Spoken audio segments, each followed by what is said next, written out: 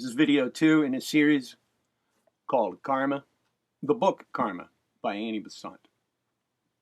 The making of karma in principle. Having thus realized the relation between man and the elemental kingdom and the molding energies of the mind, verily creative energies, in that they call into being these living forms that have been described, we are in a position to at least partially understand something of the generation and the working out of karma during a single life period. A life period, I say, rather than a life, because a life means too little if it be used in the ordinary sense of a single incarnation, and it means too much if it be used for the whole life, made up of many stages in the physical body and of many stages without it. So by life period, I mean a little cycle of human existence, with its physical, astral, and devachanic experiences, including its return to the threshold of the physical, the 4 distinct stages through which the soul passes, in order to complete its cycle. These stages are retrodden over and over again during the journey of the eternal pilgrim through our present humanity, and however much the experiences in each such period may vary, both as to quantity and quality, the period will include these 4 stages for the average human being and none others. It is important to realize that the residence outside the physical body is far more prolonged than the residence in it. And the workings of karmic law will be but poorly understood unless the activity of the soul in the non-physical condition be studied. Let us recall the words of a master, pointing out that the life out of the body is the real one. Quote, "The Vedantins, acknowledging 2 kinds of conscious existence, the terrestrial and the spiritual, point only to the latter as an undoubted actuality. As to the terrestrial life, owing to its changeability and shortness, it is nothing but an illusion of our senses. Our life in the spiritual spheres must be thought an actuality, because it is there that lives our endless, never-changing, immortal I, the Sutratma. This is why we call the posthumous life the only reality, and the terrestrial one, including the personality itself, only imaginary. Now, during earth life, the activity of the soul is most directly manifested in the creation of the thought forms already described. But in order to follow out with any approach to exactitude the workings of karma, we must now analyze further the term thought form and add some considerations necessarily omitted in the general conception first presented. The soul, working as mind, creates a mental image, the primary thought form. Let us take the term mental image to mean exclusively this immediate creation of the mind, and henceforth restrict this term to the initial stage of what is generally and broadly spoken of as a thought form. The mental image remains attached to its creator, part of the content of his consciousness. It is a living, vibrating form of subtle matter, the word thought, but not yet spoken. It is the word with a capital W, thought, but not yet spoken. Conceived, but not yet made flesh, that is. Let the reader concentrate his mind for a few moments on this mental image and obtain a distinct notion of it, isolated from all else, apart from all the results it is going to produce on other planes than its own. It forms, as just said, part of the content of the consciousness of its creator, part of his inalienable property. It cannot be separated from him. He carries it with him during his earthly life, carries it with him through the gateway of death, carries it with him in the regions beyond death, and if, during his upward traveling through those regions, he himself passes into air too rarefied for it to endure, he leaves behind the denser matter built into it, carrying on the mental matrix, the essential form. On his return to the grosser region, the matter of that plane is again built into the mental matrix, and the appropriate denser form is reproduced. This mental image may remain sleeping, as it were, for long periods, but it may be reawakened and revivified.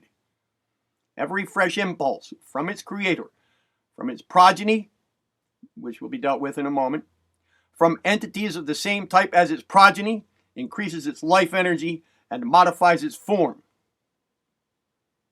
It evolves, as we shall see, according to definite laws, and the aggregation of these mental images makes the character. The outer mirrors the inner, and as cells aggregate into the tissues of the body and are often much modified in the process, so do these mental images aggregate into the characteristics of the mind and often undergo much modification.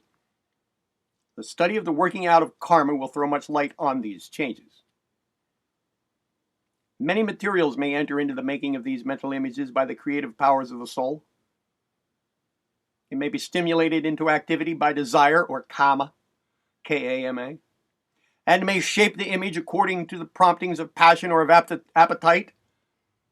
It may be self-motivated to a noble ideal, self-motivated, that being with the capital S, self-motivated to a noble ideal, and mold the image accordingly. It may be led by purely intellectual concepts and form the image thereafter. But lofty or base, intellectual or passional, serviceable or mischievous, divine or bestial, it is always in man a mental image, the product of creative soul. And on its existence, individual karma depends.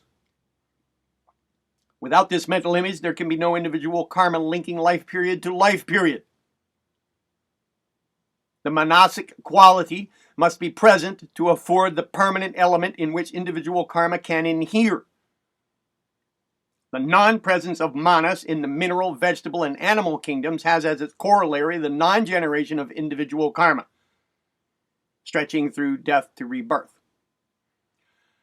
Let us now consider the primary thought form in relation to the secondary thought form, the thought form pure and simple in relation to the ensouled thought form, the mental image in relation to the astro-mental image, or the thought form in the lower astral plane. How is this produced and what is it? To use the symbol employed above, it is produced by the word, capital W, by the word thought becoming the word outspoken. The soul breathes out the thought, and the sound makes form in astral matter. As the ideas in the universal mind become the manifested universe when they are outbreathed, so do these mental images in the human mind, when outbreathed, become the manifested universe of their creator. He peoples his current in space with a world of his own. The vibrations of the mental image set up similar vibrations in the denser astral matter, and these cause the secondary thought form, what I have called the astro-mental image. The mental image itself remains, as has already been said, in the consciousness of its creator, but its vibrations passing outside that consciousness reproduce its form in the denser matter of the lower astral plane. That is the form that affords the casing for a portion of elemental energy, specializing it for the time that the form persists, since the manasic element in the form gives a touch of individuality to that which ensouls it. How marvelous and how illuminating are the correspondences in nature. My own note here. Correspondences, remember, law of correspondence among planes, or law of analogy, to use William Walker Atkinson's terminology. As above, so below. As below, so above. And so forth. This is the active entity spoken of in the master's description, and it is the astro-mental image that ranges over the astral plane, keeping up with its progenitor. The magnetic tie spoken of, reacting on its parent, the mental image, and acting also on others. The life period of an astro-mental image may be long or short according to circumstances, and its perishing does not affect the persistence of its parent. Any fresh impulse given to the latter will cause it to generate afresh its astral component, or counterpart, its astral counterpart, as each repetition of a word produces a new form. The vibrations of the mental image do not only pass downwards to the lower astral plane, but they pass upwards also into the spiritual plane above it. Now, these words downwards and upwards are kind of misleading. The planes, of course, interpenetrate one another. And as the vibrations cause a denser form on the lower plane, so do they generate a far subtler form, dare I call it a form at all. It is no form to us, on the higher, in the Akasa, The world stuff emanated from the Logos itself. The Akasa is the storehouse of all forms, the treasure house whereinto are poured from the infinite wealth of the universal mind the rich stores of all the ideas that are to be bodied forth in a given cosmos. Thereinto also enter the vibrations from the cosmos, from all the thoughts of all intelligences, from all the desires of all kamic entities, from kamic, again being Kamic, or desire entities, from all the actions performed on every plane by all forms. All these make their respective impressions, the to us formless, but to lofty spiritual intelligences the formed, images of all happenings. And these Akashic images, as we will henceforth call them, abide forevermore, and are the true karmic records, the book of the Lopika, that may be read by any who possess the opened eye of Dharma. It is the reflection of these Akashic images that may be thrown upon the screen of astral matter by the action of the trained attention, as a picture may be thrown on a screen from a slide in a magic lantern, or what we would now call a projector, so that he's seen from the past may be reproduced in all its living reality, correcting every detail of its far-off happening. For in the Akashic records it exists, imprinted there once for all, and a fleeting living picture of any page of these records can be made at pleasure, dramatized on the astral plane, and lived in by the trained seer. If this imperfect description be followed by the reader, he will be able to form for himself some faint idea of karma in its aspect as cause. In the Akasha will be pictured the mental image created by a soul inseparable from it, then the astro-mental image produced by it, the active and souled creature, ranging the astral plane and producing innumerable effects, all accurately pictured in connection with it, and therefore traceable to it, and through it to its parent. Each such thread, spun as it were out of its own substance by the astro-mental image, as a spider spins its web, being recognizable by its own shade of color. And however many such threads may be woven into an effect, each thread is distinguishable and is traceable to its original fourth giver, the soul that generated the mental image. Thus, for our clumsy earthbound intelligences, in miserably inadequate language, we may figure forth the way in which individual responsibility is seen at a glance by the great lords of karma, the administrators of karmic law, the full responsibility of the soul for the mental image it creates, and the partial responsibility for its far-reaching effects, greater or less as each effect has other karmic threads entering into its causation. Thus also may we understand why motive plays a part so predominant in the working out of karma, and why actions are so relatively subordinate in their generative energy, why karma works out on each plane according to its constituents, and yet links the planes together by the continuity of its thread. When the illuminating concepts of the wisdom religion shed their flood of light over the world, dispersing its obscurity and revealing the absolute justice which is working under all the apparent incongruities, inequalities, and accidents of life, is it any wonder that our hearts should go out in gratitude unspeakable to the great ones?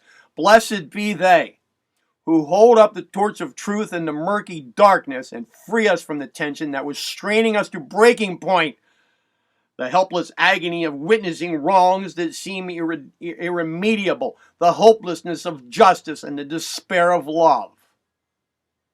Ye are not bound. The soul of things is sweet. The heart of being is celestial rest. Stronger than woe is will. That which was good doth pass to better and best. Such is the law which moves to righteousness, which none at last can turn aside or stray. The heart of it is love, and the end of it is peace, and consummation sweet. Obey. We may perhaps gain in clearness if we tabulate the threefold results of the activity of the soul that go to the making up of karma as cause, regarded in principle rather than in detail. Thus we have during a life period the following, and I'm going to have to describe a diagram here now for you. The diagram is going to be a little difficult to describe, but I will give it my best shot. Man creates on. At the left of the diagram, it says man creates on, and then to the right of the word on is a large brace, a brace shape. Okay. And to the right of the brace shape, there are three columns: plane, material, and result. There are two planes here: the psychic plane and the spiritual plane. The material associated with the spiritual plane is Akasa, and the result at that plane with that material is Akashic images forming a karmic record. Then, on the psychic plane, there are two levels of material: higher astral and lower astral. And the result of the higher astral is mental images remaining in the creator's consciousness, and the lower astral, astro-mental images, active entities on the psychic plane. So these mental images remaining in the creator's consciousness, that is what they're calling, what Andy Besant has just previously called primary thought form, and astro-mental images, active entities on the psychic plane would be the secondary thought form. Now, also bear in mind that these breakdowns of planes differ from writer to writer and from writing to writing, okay? So, once again, I just want to remind you that how the planes are named and broken down, grouped, and so forth, it should not be a point of concern, for us. Because there's no absolute standard among all writers and all of their writings. It's a matter of convenience and pragmatism for any given discourse going on. All right. The content, rather than how things are grouped with respect to the planes, what's being said about them and the activities involved with them are the important part. All right. Now, the result of these will be tendencies, capacities, activities, opportunities, environment, and so forth, chiefly in future life periods, worked out in accordance with definite laws. All right, now, the next section is the making of karma in detail. That was making of karma in principle. Now the making of karma in detail. We'll move straight into that right now.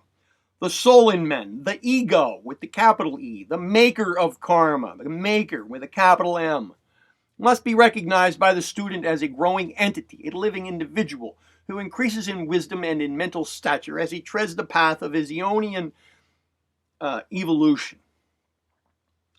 And the fundamental identity of the higher and lower manas must be constantly kept in mind. For convenience sake, we distinguish between them, but the difference is a difference of functioning activity and not of nature. The higher manas is manas working on a spiritual plane. Remember, manas referring to mind. Is word denoting mind. The higher manas, the higher mind is manas working on the spiritual plane in possession of its full consciousness of its own past. The lower manas is manas working on the psychic or astral plane, veiled in astral matter, vehicled in kama or desire. Desire associated with the lower planes, that is. Of course, this is all roughly put. And with all its activities intermingled and colored by the desired nature, it is to a great extent blinded by the astral matter that veils it, and is in possession only of a portion of the total manasic consciousness. This portion consisting, for the vast majority, of a limited selection from the more striking experiences of the one incarnation then in progress. For the practical purposes of life as seen by most people, the lower manas is the I, capital letter I, but that's in parentheses here. For the practical purposes of life as seen by most people, The lower manas is the I, and is what we term the personal ego. The voice of conscience, vaguely and confusedly regarded as supernatural, as the voice of God, is for them the only manifestation of the higher manas on the psychic plane. And they quite rightly regard it as authoritative, however mistaken they may be as to its nature. But the student must realize that the lower manas is one with the higher, as the ray is one with its sun. The sun manas shines ever in the heaven of the spiritual plane. The ray manas penetrates the psychic plane. But if they be regarded as two, otherwise than for convenience in distinguishing their functioning, hopeless confusion will arise. The ego, capital letter E, then is a growing entity, an increasing quantity. The ray sent down is like a hand plunged into water to seize some object and then withdrawn, holding the object in its grasp. The increase in the ego depends on the value of the object gathered by its outstretched hand. And the importance of all its work when the ray is withdrawn is limited and conditioned by the experiences gathered while that ray has been functioning on the psychic plane. It is as though a laborer went out into a field, toiling in rain and in sunshine, in cold and in heat, returning home at night. But the laborer is also the proprietor, and all the results of his labor fill his own granaries and enrich his own store. Each personal ego is the immediately effective part of the continuing or individual ego, representing it in the lower world, and necessarily more or less developed according to the stage at which the ego, as a totality or an individual, has arrived. If this be clearly understood, the sense of injustice to the personal ego in its succession to its karmic inheritance, often felt as a difficulty by the young student, will disappear. For it will be realized that the ego, capital letter E, that makes the karma reaps the karma. The laborer that sowed the seeds gathers in the harvest, though the clothes in which he worked as sower may have worn out during the interval between the sowing and the reaping. The ego's astral garments have also fallen to pieces between seed time and harvest, and he reaps in a new set of clothes. But it is he who sowed and who reaps. And if he sowed but little seed, or seed badly chosen, it is he who will find but a poor harvest when as reaper he goes forth. In the early stages of the ego's growth, his progress will be extremely slow, for he will be led hither and thither by desire, following attractions on the physical plane. The mental images he generates will be mostly of the passional class, and hence the astro-mental images will be violent and short-lived rather than strong and far-reaching. According as manasic elements enter into the composition of the mental image will be the endurance of the astro-mental. Steady, sustained thought will form clearly defined mental images. Now, I want to make a little side note here. Just a little while ago, the word motive came up, followed by the word importance, modifying the word motive, referring to the word motive. I just want to point that out because we've already dealt with motives here, and I point out time and time again the importance of motive, the quality of motives. And now, there was just mentioned something else. Steady, sustained thought will form clearly defined mental images. Now, of course, we're talking about mental images here, so I scarcely need to point out the importance of mental images, but I want to point out the importance of steady, sustained thought. That refers to attention control. Something else that we have talked about quite a bit, and I keep pointing out the importance of trained control over attention, willful control over attention, trained, systematically developed attention control. So, if we link up trained attention control, motive, and mental images, willful control over these, we have a set of things that I emphasize from time to time here in this playlist. And I'm emphasizing them again. And I'm giving support for my emphasis, my continued emphasis of these things. The support is here, right here in this document, again.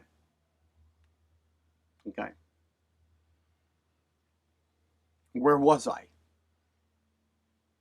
Steady, sustained thought will form clearly defined mental images and correspondingly strong and enduring astral-mental images. And there will be a distinct purpose in the life, a clearly recognized ideal to which the mind is constantly recurring and on which it continually dwells. This mental image will become a dominating influence in the mental life, and the energies of the soul will be largely directed by it. Let us now study the making of karma by way of the mental image. During a man's life, he forms an innumerable assemblage of mental images. Some are strong, clear, continually reinforced by repeated mental impulses. Others are weak, vague, just formed, and then, just as it were, forsaken by the mind. At death, the soul finds itself possessed of myriads of these mental images, and they vary in character as well as in strength and definiteness. Some are of spiritual aspirations, longings to be of service, gropings after knowledge, vows of self-dedication to the higher life. Some are purely intellectual, clear gems of thought, receptacles of the results of deep study. Some are emotional and passional, breathing love, compassion, tenderness, devotion, anger, ambition, pride, greed. Some are from bodily appetites, stimulated by uncurbed desire, and represent thoughts of gluttony, drunkenness, sensuality. Each soul has its own consciousness, crowded with these mental images, the outcome of its mental life. Not one thought, however fleeting, but is there represented. The astro-mental images may in many cases long have perished, may have had strength enough to endure but for a few hours. But the mental images remain among the possessions of the soul, and not one is lacking. All these mental images are the soul carries away with it when it passes through death into the astral world.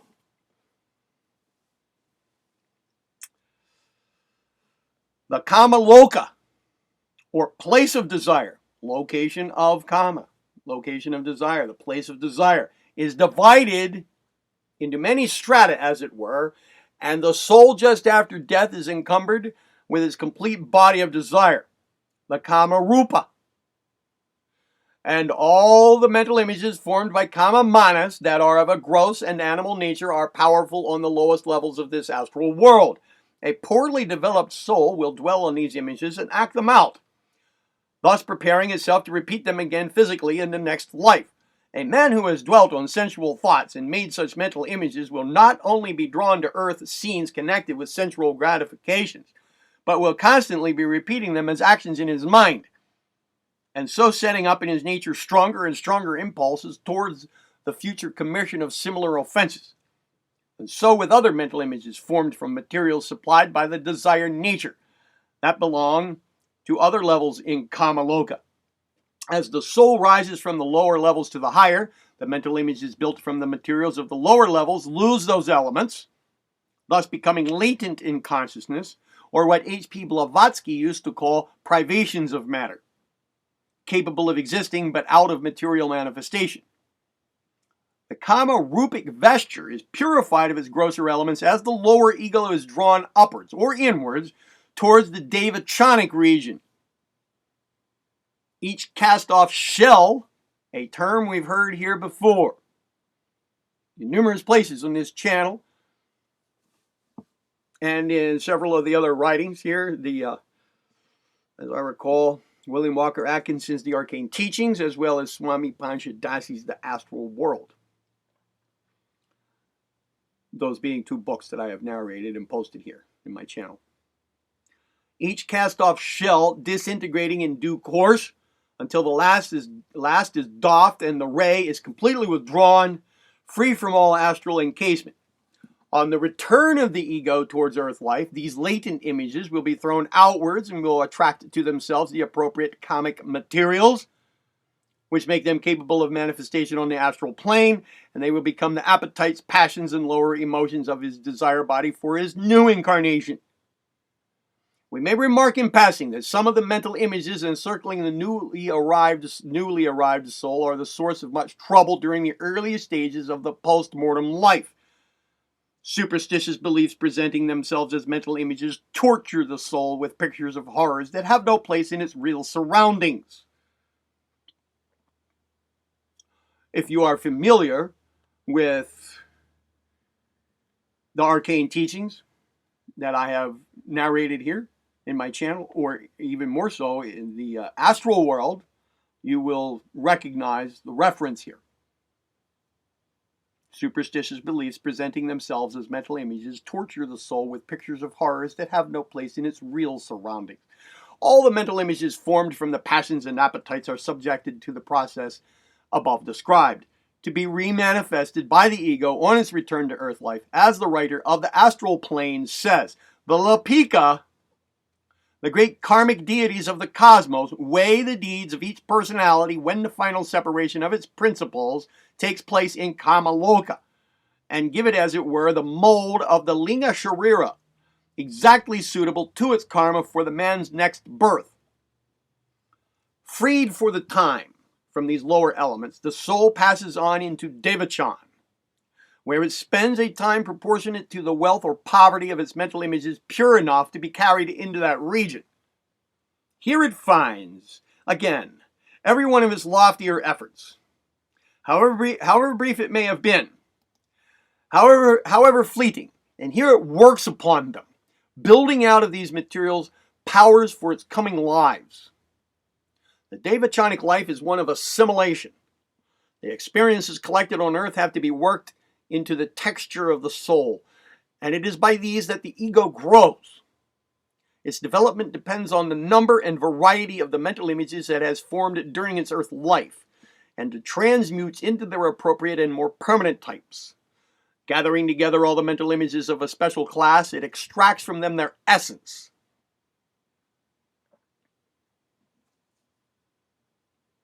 I'm just grinning because I'm remembering alchemical terminology that I have used elsewhere here in this playlist. It's real essence,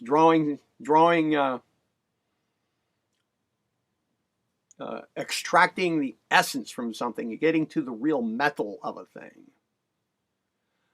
The removal of the dross to expose the real metal of a thing. That's alchemical terminology that corresponds with the terminology being used here. It extracts from them their essence. By meditation, it creates a mental organ and pours into it as faculty the essence it has extracted. For instance, a man has formed many mental images out of aspirations for knowledge and efforts to understand subtle and lofty reasonings. He casts off his body, his mental powers being of an only average kind. In his Devachan, he works on all these mental images and evolves them into capacity, so that his soul returns to earth with a higher mental apparatus than it had before possessed, with much increased intellectual powers, able to achieve tasks for which before it was utterly inadequate. This is the transformation of the mental images, by which, as mental images, they cease to exist. If in later lives the soul would seek to see again these as they were, it must seek them in the karmic records, where they remain forever as Akashic images. By this transformation, they cease to be mental images created and worked on by the soul and become powers of the soul, part of his very nature. If then a man desires to possess higher mental faculties than he at present enjoys, he can ensure their development by deliberately willing to acquire them. I've emphasized those last few words because I want to point out here that if we listen closely to what's being said here, there are hints for use here. Hints at practical instruction.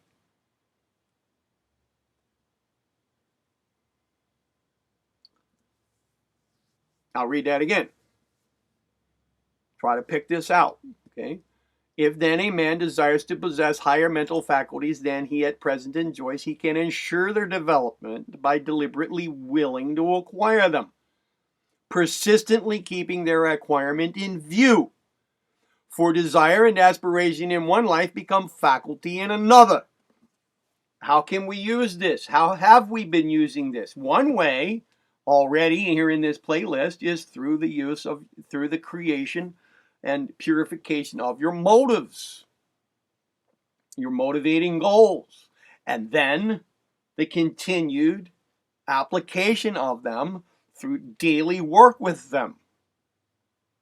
All the different forms of daily work, like your morning routine, and then your implementation of them into your everyday activities. You're learning to bear them always in mind, have strong mental pictures hung in your mental picture gallery that go with each recalling of a motive before you summon the mood of calm confidence, which precedes your willful placing of attention on any action and then going into your action with it.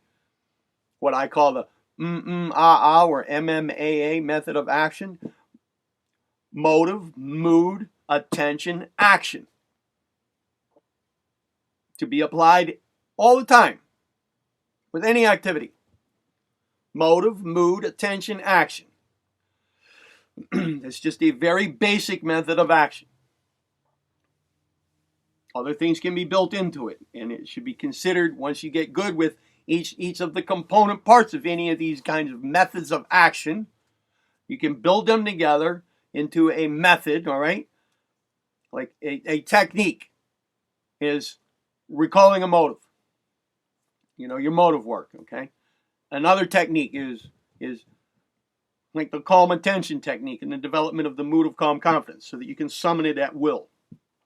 That's a technique. Another technique is the willful, conscious placing of trained attention on an action. And another technique is taking that set of things now, your motive, your mood, and your attention into an action and performing it. Together, they work as one thing. Once you get good at this, that's one whole act, one whole thing. No longer distinguished. Once they've been delineated, worked on, and become a way of going about things, then they can be combined together into a single unit, a method of action. Motive, mood, attention, action. All four components working together as one thing. That is why it's then called a method of action. That's the way I call it anyway. Other things can be built into it. The heart mood, which we've talked about. Other things too. All right. But these things take systematic practice, which we're going through here, which we're doing. If you've followed through step by step and you're placing your attention on this, if your attention is really on your personal evolution and your achievement with personal evolution, you will be doing all of this very systematically and following the rules, the guidelines, the general guidelines for how to move forward with all of these steps until they become your way of being.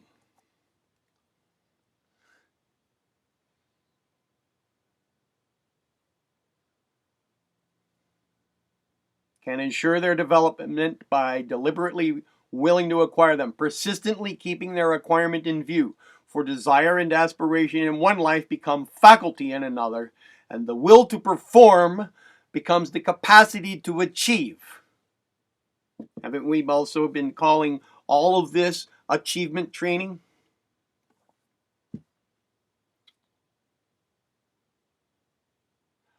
But it must be remembered that the faculty thus builded is strictly limited by the materials supplied to the architect. There is no creation out of nothing.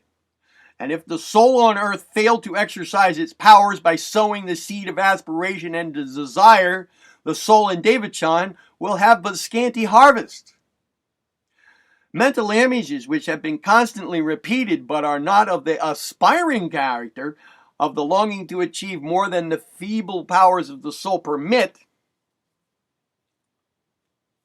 become tendencies of thought, grooves into which mental energy runs easily and readily.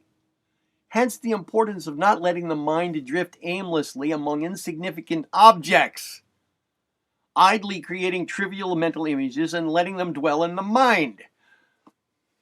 This reminds me of something else that I think I have pointed out earlier in this playlist, depending on where I place this series on karma.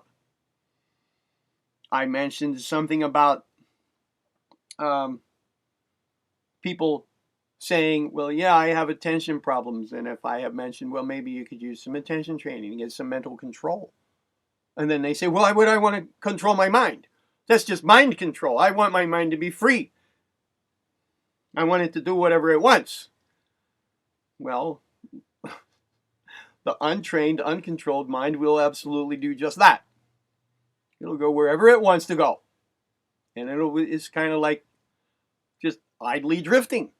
That's what it does. And again, I have pointed out something about some ideas of meditation. This idea of just blanking out the mind or just letting it go. You know,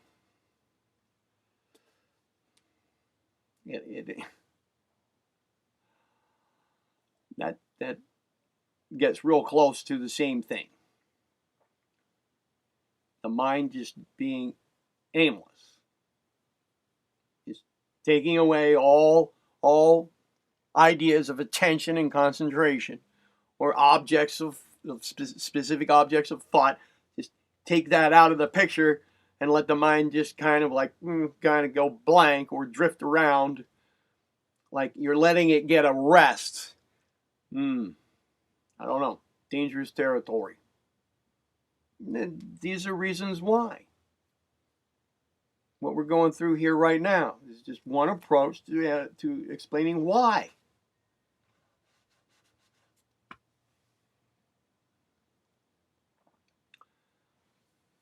Idly creating trivial mental images and then letting them dwell in the mind. These will persist and form channels for future outpourings of mental force, which will thus be led to meander about on low levels, running into the accustomed grooves as the paths of least resistance. The will, or desire to perform a certain action, the will or desire to perform a certain action, such will or desire having been frustrated, not by want of ability, but by want of opportunity, or by circumstances forbidding accomplishment, will cause mental images which, if the action be of a high and pure nature, will be acted out in thought on the devachanic plane, and will be precipitated as actions on returning to earth. If the mental image was formed out of a desire to do beneficent actions, it would give rise to the mental performance of these actions in devachan, and this performance, the reflection of the image itself, would leave it in the ego as an intensified mental image of an action, which would be thrown out onto the physical plane as a physical act. The moment the touch of favorable opportunity precipitated this crystallization of the thought into the act. The physical act is inevitable when the mental image has been realized as action on the devachanic plane. This same law applies to mental images formed out of baser desires, though these never pass into devachan, but are subjected to the processes before described, to be reformed on the way back to earth. Repeated covetous desires, for instance, out of which mental images are formed, will crystallize out as acts of theft when circumstances are propitious. The causative karma is complete, and the physical act has become its inevitable effect when it has reached the stage at which another repetition of the mental image means its passing into action. It must not be forgotten that repetition of an act tends to make the act automatic, And this law works on planes other than the physical. If then an action be constantly repeated on the psychic plane, it will become automatic, and when opportunity offers, will automatically be imitated on the physical. How often it has been said after a crime, "It was done before I thought," or "If I had thought for a moment, I wouldn't have done that." Well, the speaker is quite right in his plea that he was not then moved by a deliberate, thought-out idea, and he is naturally ignorant as to preceding thoughts, the train of causes that led up to the inevitable result. Thus, a saturated solution will solidify if but one more crystal be dropped into it. At the mere contact, the whole passes into the solid state at that point.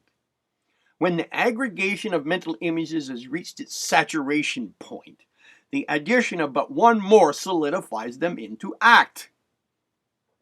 The act, again, is inevitable, for the freedom of choice has been exhausted in choosing over and over again to make the mental image, and the physical is constrained to obey the mental impulsion.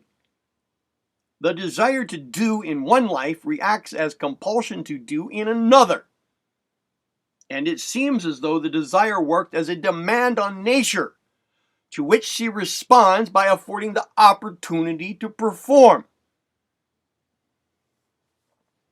The mental images stored up by the memory as the experiences through which the soul has passed during its earth life, the exact record of the action upon it of the external world, must also be worked on by the soul. By study of these, by meditation upon them, the soul learns to see their interrelations, their value as translations to it of the workings of the universal mind in manifested nature. In a sentence, it extracts from them by patient thought upon them all the lessons they have to teach. Lessons of pleasure and pain, of pleasure breeding pain and pain breeding pleasure, teaching the presence of inviolable laws to which it must learn to conform itself. Lessons of success and failure, of achievement and disappointment, of fears proving groundless, of hopes failing realization, of strength collapsing under trial, of fancied knowledge betraying itself as ignorance, of patient endurance wresting victory from apparent defeat, of recklessness changing into defeat apparent victory. Over all these things the soul ponders, and by its own alchemy, it changes all this mixture of experiences into the gold of wisdom, so that it may return to earth as a wiser soul, bringing to bear on the events which meet it in the new life this result of the experiences of the old. Here again, the mental images have been transmuted. I'm grinning because of the alchemical terminology, which we've used elsewhere here, right?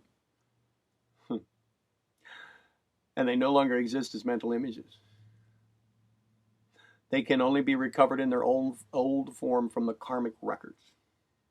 It is from the mental images of experiences, and more especially from those which tell how suffering has been caused by ignorance of law, that conscience is born and developed. The soul during its successive earth lives is constantly led by desire to rush headlong after some attractive object. In its pursuit, it dashes itself against law and falls bruised and bleeding.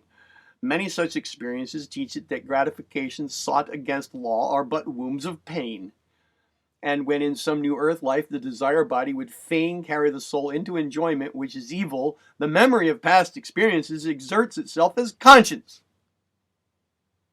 and cries aloud its forbiddance, and reins in the hurrying horses of the senses that would plunge heedlessly after the objects of desire. At the present stage of evolution, all but the most backward souls have passed through sufficient experiences to recognize the broad outlines of right and wrong, that is, of harmony with the divine nature and of discord. And on these main questions of ethics, a wide and long experience enables the soul to speak clearly and definitely. But on many higher and subtler questions belonging to the present stage of evolution and not to the stages that lie behind us, experience is still so restricted and insufficient that it has not yet been worked up into conscience, and the soul may err in its decision, however well-intentioned its effort to see clearly and to act rightly. Here, its will to obey sets it in line with the divine nature on the higher planes.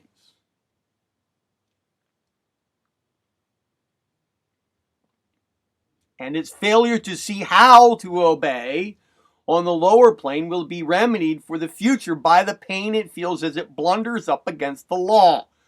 The suffering will teach it what before it didn't know. And its sorrowful experiences will be worked into conscience to preserve it from similar pain in the future, to give it the joy of fuller knowledge of God in nature, of self-conscious accord with the law of life, of self-conscious cooperation in the work of evolution. I hope that you are finding much similar terminology here with things that we have discussed over and over in this channel, other parts of the YouTube channel here, and in particular in this specific playlist. Thus far, we see as definite principles of karmic law, working with mental images as causes, the following: aspirations and desires become capacities. Repeated thoughts become tendencies. Wills to perform become actions. Experiences become wisdom. And painful experiences become conscience. That's an excellent summary. Let's go over it again. Aspirations and desires, become capacities. Repeated thoughts become tendencies. Wills to perform become actions. Experiences become wisdom, and painful experiences become conscience. So if you want to know where capacities come from, where is it? Aspirations and desires. If you want to know where tendencies come from, they come from repeated thoughts. Actions, where do they come from? Wills to perform. Wisdom comes from experiences, and conscience comes from painful experiences. Karmic law, working with astro-mental images, seems better considered under the head of the working out of karma, to which we will now turn. And the next section is called the working out of karma, and that will come with the next video in this sequence.